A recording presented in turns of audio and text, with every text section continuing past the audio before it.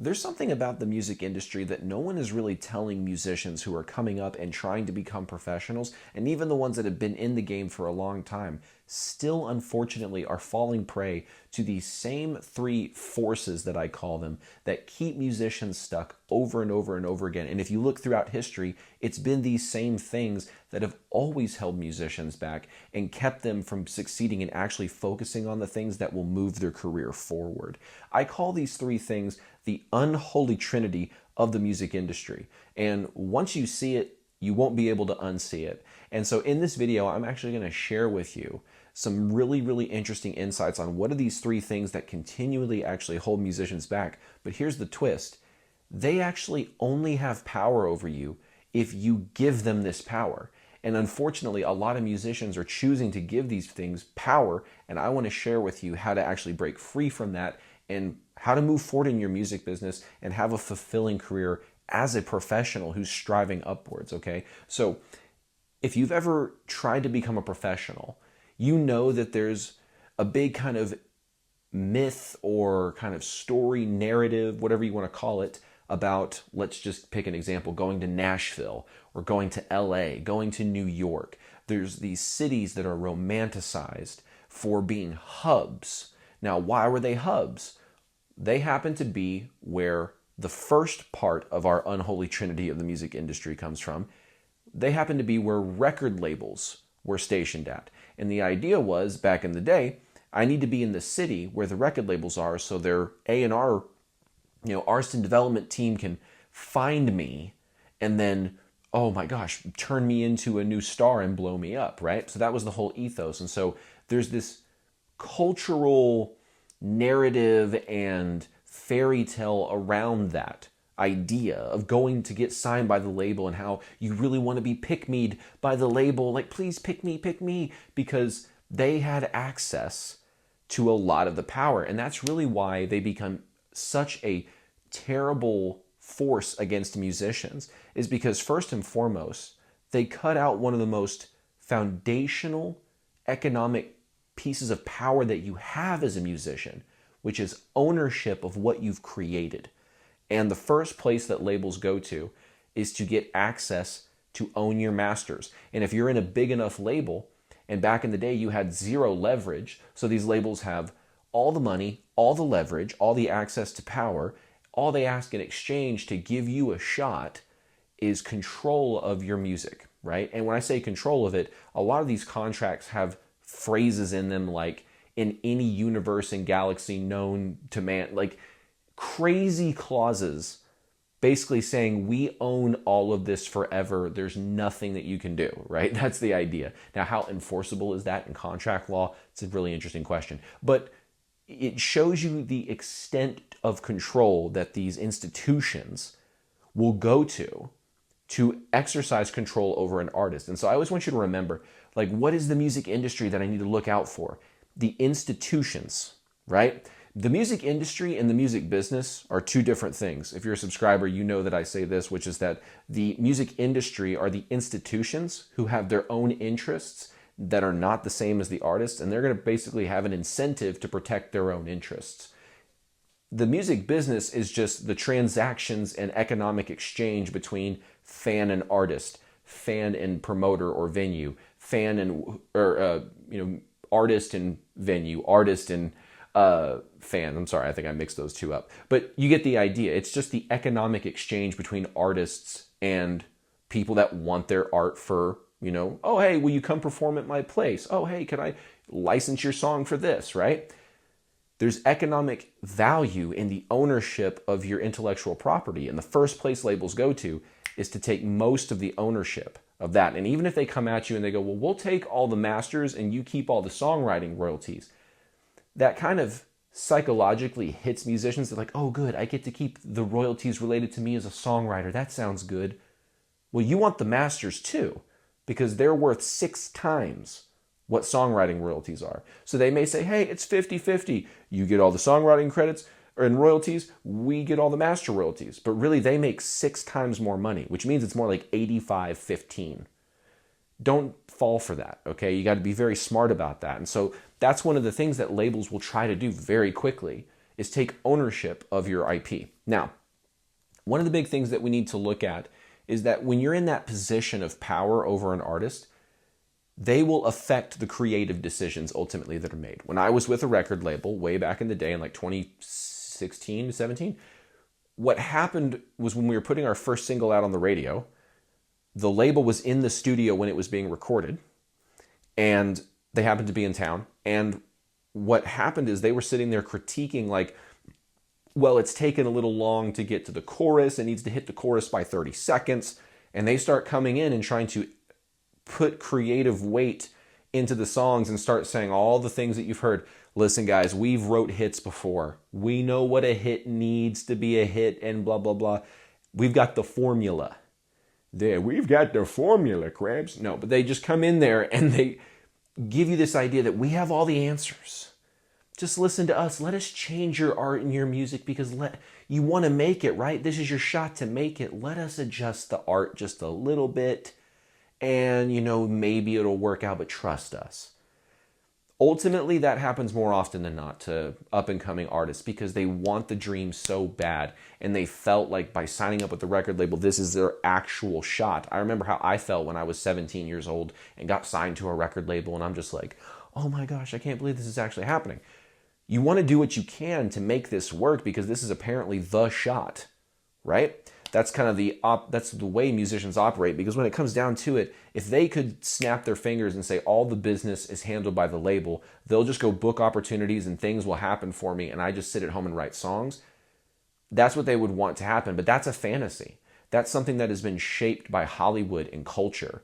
Ultimately, to get people to continue to come back to these three things that always hurt artists in the long run. Now, again, I know people who operate labels. I know good people who operate labels. This is like an issue with, like, for example, teachers in public school, right? Yes, there are some really, really, really bad teachers out there, and there's some really, really good teachers out there. But the overall system that they operate within is broken. The same thing is true over here with labels, where even when I worked with a bad label and a good label, in both examples, no matter how much I individually liked the people and how they tried to do business, the system was broken. And so the negative consequences didn't go away just because they were nice people, right? So that's what I want to mention as a little disclaimer as we go into all these things, is all the things I'm going to mention. There's good people that could exist in these realms, but by and large, it's incentivized that you're not going to be good for the artist, right? You're not going to really lean into an artist's incentive. So the second, part of this unholy trinity of the music industry is a very popular one, which is managers.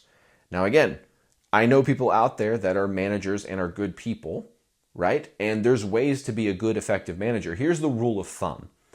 If you don't have people blowing up your email, calling you every few hours or whatever, every day, blowing up your contact information to get you a gig because they need you for this thing over here and they need you for a gig over here and they need you for a gig over here. Unless you start to get in that position, a manager does not make sense because there's nothing for them to manage.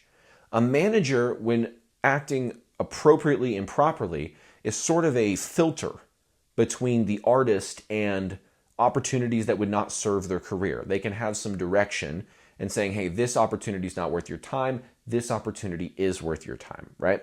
Now you can see how that is a very sensitive environment for an artist to be in, and really the health of the opportunities that are seized upon and things that would maybe align better or not align better with their ethos as artists. A lot of those decisions will come to the door of the manager who may not have the same interests as the artist. So there are plenty of popular examples. One of the most famous ones is, I believe he was called the Colonel, who was the manager of Elvis Presley. Ruthless business manager who took advantage of Elvis and pretty much everyone that he worked with. He was just absolutely ruthless. And when you look at that, that is a textbook example of what I'm talking about. Someone, especially like the more powerful they are in the sense of contacts and sway they have with their words and their name, the more dangerous they can be. And there's also a huge phenomenon that people don't talk about, which is hip pocketing, right? I've heard a couple people mention it, but hip pocketing is when fundamentally a manager has an artist on their roster of people that they manage, but there isn't really any opportunities for them. So all they do is just kind of chill. And anytime the artist has an opportunity come by, they just collect 20% of it, and they don't really do anything. They don't really provide any value in exchange for that. And then in certain circumstances, you'll see managers who will require a monthly fee to manage an artist. And that is something, to me, that I find predatory. To say I'm going to give you $1,000 to manage you, and with all due respect to someone who I know, who I actually really like as a person, who is a well-known name. If you're in the rock community, you would know who I'm talking about. But he offered to be our manager for $1,000 a month. And at the time, our previous manager charged us $300 a month, and he got us little to no results.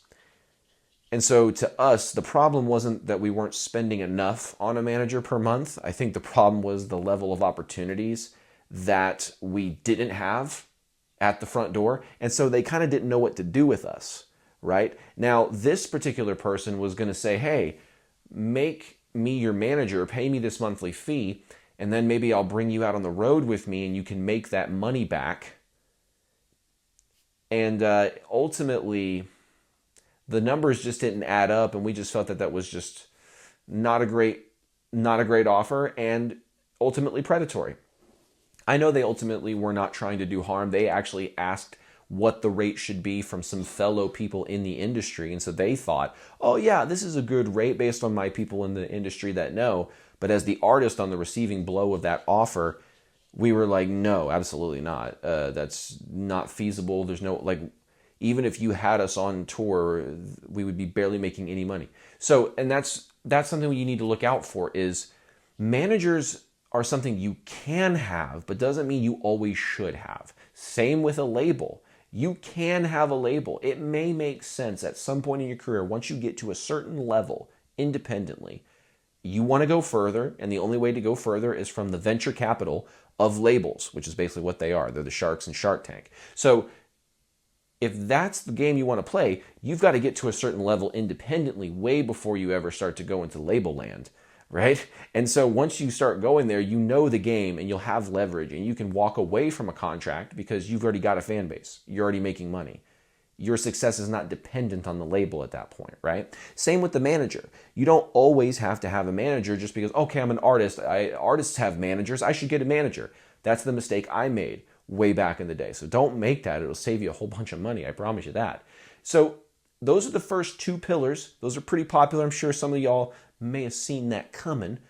But the third one pisses me off a lot in particular, because not only do I have personal experience with this, I know many people who have been taken advantage of by this third category. And the combination of these three things, so if I want to kind of build it up for a second, the first pillar of this, this unholy trinity of the music industry, is labels. They control the ownership of your actual intellectual property and ultimately start influencing your creative decisions while taking all your money and sometimes just shelving you.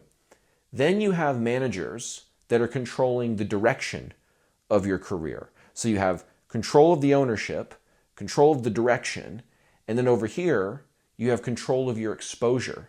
And this is the gatekeepers, right? This pillar, this third pillar, is particularly annoying to me and pernicious because they claim to control exposure. That's the thing that makes this all just kind of smoke and mirrors, is they claim they have the pathway to exposure. How many times you guys, everyone hates the E word if you're a gigging musician, because you've all been offered to be paid in exposure. And you're like, oh, great, I'll just go tell the bank that I've got some good exposure coming in on Tuesday. I'm sure that'll help me out with my bills. So that's the big issue, is gatekeepers like this, they'll say, we have the inside contact. Oh my gosh, how many times I've heard, I know somebody, I have the inside contact. Did you know that I know Kanye West's cousin's manager? Dude, I'm a rock guitar player. What the heck does that have to do with me? You know what I'm saying? Like, not only no, for multiple reasons, but like, hell no. Like, that's not even, that has nothing to do with my career trajectory and goals. right? But people think that they're like, oh, he's a musician. This would be valuable to him. And it's like, maybe if I was the right person, sure. But for me in particular, that's not a good option. But there are people who will not just share that out of the goodness of their heart. There are people who will offer you well, if you pay me, then I'll give you access to the kingdom. If you pay me, I'll get you PR. I'll get you shows, etc., right?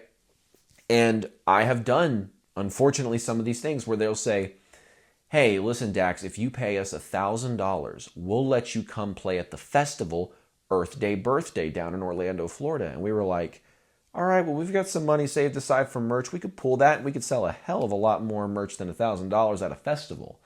Who's on the festival bill? And we're in the hard rock domain. And so we were on the bill with Blackstone Cherry, Godsmack, and then heavier bands like Wage War, Falling in Reverse. And it was this huge lineup. And we were like, this is great. This is going to be fantastic. And then we get there. And not only are we not literally a part of the festival, there is a fence line where the festival ends. And then right on the other side of that fence line is a stage. And this stage, you guessed it, is our stage. We are not technically a part of the festival. This was $1,000 was to help fund the ghetto festival next to the festival that technically, they had only paid for this amount of land and this is where their permit ends, so they can't really control who buys this land at what time. You know what I'm saying? But that's not how that opportunity was sold to us. This gatekeeper comes up and goes, you want to play bigger shows, right? I have the opportunity. You give me $1,000 and you'll play this big festival with all these bands that will have audience members you want to get. I'm like, okay, this sounds really good. We'll get our set list is, and then we get all the information. Okay, your set list is between Jelly Roll and Ice Nine Kills. I'm like, that's a weird combination, but I'm happy to do it, right? This is a funny little side story. We're up on stage, and we know the gravity of the situation. We're all kind of like, it is what it is. There's a big crowd in front of Jelly Roll. Maybe they'll come around the little distance through the fence and come watch us. Not many people did. But they watched us from the other side of the fence. They kind of looked over. Anyway, so we're sitting there, getting everything ready. By the way, we're sound checking for a stage that is not technically a part of the festival. So they, as the crew, don't really care what the festival's doing, because they're their own thing. Jelly Roll, as he tends to do, is giving a very emotional, heartfelt speech at the end of his set, And as he's giving this during this acoustic song, the sound crew is yelling at us to start playing. Like, go, hey, it's time, go. Hey, forget them, man, let them hear it, go. We're like, are you mad? No way am I going to potentially be that band that Jelly Roll hops on Twitter and goes, man, I was giving this heartfelt speech about, one-legged children in Africa, and all of a sudden this band interrupts it. That's the most rude thing I've ever seen in my life. Whoever Kira, screw them, right? Like, no, I'm not going to do that. So while we're getting yelled at, hey, do the thing, we're just like, We've got some sense of optics and what the heck's going on. We're not just going to be like, well, it's our set time. It's time to play. Guess screw Jelly Roll. He's going long on his speech. No, we're going to go ahead and wait until he wraps up and they're done. And now we can go. And it was a good show for what we had, but the opportunity was not what it was presented, because there was a gatekeeper that said, hey, we've got access to the keys to the kingdom. Just pay us a fee and we'll get you in, right? There's some of that kind of stuff with tours. I remember there was one time there was two bands. One's us, one's another band.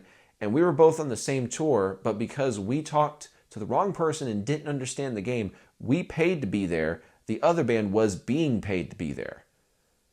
I accidentally got pulled into all right, do we settle with you for this band? I was like, yeah, I'm the guy that we settle with in any circumstance. So take me to the settler. I'm here to settle, right? And so I get in the room, and then the TM sees me, and he's like, oh yeah, you don't get anything tonight. And I'm like, all right, cool, right? And so I found out that that other band was getting paid something, but we weren't. And that was one of those kind of realizations, we went through a gatekeeper who just took our money when we didn't have to have that happen and just sort of milked us because they were selling like, this is going to be the biggest opportunity for you, right? So the combination of artists getting the right hook from the gatekeepers, the left hook from the managers, and the ultimate right hook from the labels. An artist goes through this unholy trinity in different orders. It's ultimately going to lead to someone who is cynical about the music industry, cynical about their chances to make it in the music industry, and ultimately leads to more overwhelm, burnout, feelings that like I'm never going to make it than anything else. But here's the beauty of the world we live in, right? 99% of people don't make it. But we never look at that 99% very in depth, do we? We just see 99% didn't make it. Okay, well, that's kind of how do we measure didn't make it, since making it is a subjective thing? But let's put that aside for a moment. Of the 99% of people that didn't make it, what percentage of them gave it a good, God's honest try? Then throw on top of the percentage, gave it a good, honest God try, but did not succumb or fall prey to the unholy trinity of the music industry, right? What I'm getting at is, if you look at the number of people who basically almost had success and did all the stuff the right way, you would actually see that versus the people who made it and the people who were almost right there, worked really hard, did all the right things, but just quite didn't make it, but have some great memories to go off of. The only difference between those two things? Going at it independently, and ultimately it's a 1 out of 10 chance now, as opposed to like a 1 in 1,000 chance. And so that's what I'm getting at, is like, I know plenty of musicians personally who, if they did enough great things inside of their career, even if they didn't ultimately make it, they would be satisfied with what they did, right? And so those people factor into the 99%. But if we really look at that, that's just the people who decided to stop going forward. They quit. I don't mean that in a negative way. They just decided they were done, right? So for the people that quit this game, we look at the people who made it and we're like, oh, well, there's your big difference there. The people who got all the way almost there, so if we're measuring that 99% of people that didn't make it, we're down to like the 10% of people that didn't make it that were just like right there, it was just so close. The only difference between that 10% and the 1% that made it was the decision to keep going, and the decision to not get sucked up in the unholy trinity of the music industry, thinking that that is going to be the thing that, oh, that's the Hail Mary I need to throw that's going to make my career happen, right? I promise you, it's not. I've dealt with all three of these things and been fed the same promises. And ultimately, the thing that I found that gave my band success, my client success, is doing this independently and following a certain set of direct response marketing principles. And, some people think I'm saying my clients to like sell you something, then that's okay. You don't have to buy anything from me. It's no skin off my back. But what I'm getting at is I've seen firsthand how understanding direct marketing between artist and fan, or artist and venue, artist and client, you can figure out how to quote unquote make it if you establish what making it means for you. Ultimately, that minimum milestone is you're making enough from your music that you're paying your bills, right? So if you know that that's your goal that you're working towards, you never give up, and you actually start figuring out, how do I build my fan base by building a relationship with the audience I'm trying to attract, as opposed to how do I throw a Hail Mary and just get a label that'll take care of all that? Or if I get a manager that'll take care of all that. Oh, those didn't work. Well, maybe I just need to pay to be on this festival, or pay to be on this radio program, or pay for a PR person to get me these interviews. And maybe that's the thing that's going to do it. You go through that, and I promise that unholy trinity will eat you up and spit you out, and it will not leave a very happy musician on the other side.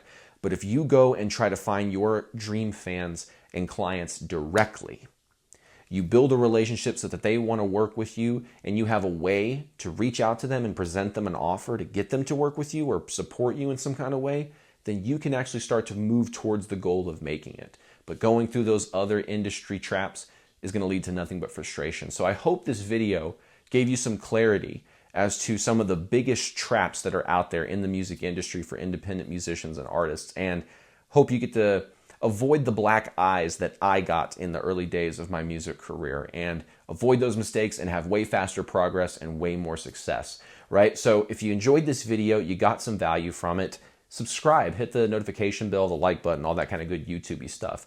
But if you'd like to learn a little bit more about that sort of system that I talked about of reaching out to ideal fans, having a way to directly contact them that's not social media, and present them an offer, then hit the link that's in the description to book a free one-on-one call to see if that's something that would work for your music business. Otherwise, I look forward to seeing you in another video inside of Musicians Ignite. Take care.